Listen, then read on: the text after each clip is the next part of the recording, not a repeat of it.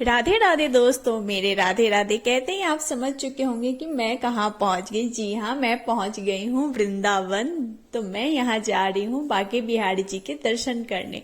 तो दर्शन करने से पहले हमारे साथ जो हुआ वो तो पहले सुनते जाओ।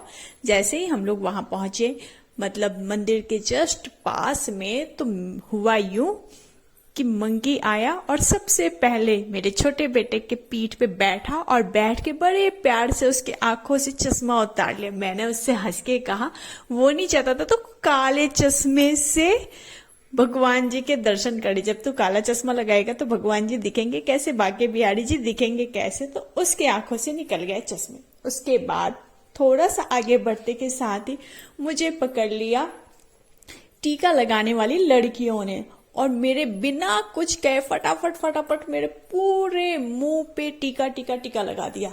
मतलब बताने का भी मौका नहीं दिया कि लगवाना है नहीं लगवाना है, फटाफट से लगा दिया बिना कुछ कहे। चलो, ये हो गई दूसरी बात। अब तीसरी ये हुआ कि हम जब लाइन में खड़े थे, इतनी ज्यादा भीड़ कि पूछो ही मत।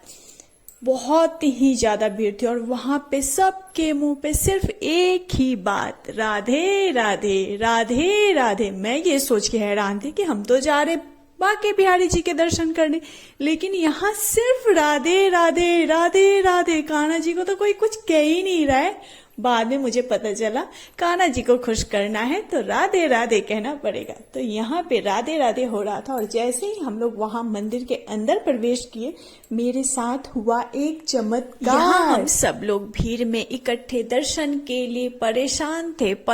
सब चाहते थे कि बस एक झलक देखने को मिल जाए, बांके बिहारी जी के दर्शन हो जाए।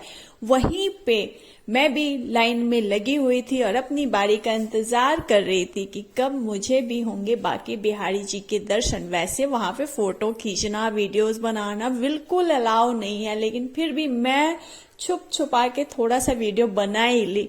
इस मामले में मैं थोड़ी सी लालची हूँ। और वहां खड़े खड़े मैंने सोचा कि काश एक झलक मुझे देखने को मिल जाए, बांके बिहारी जी के दर्शन हो जाए। और दर्शन भी कितना क्षणिक होता है।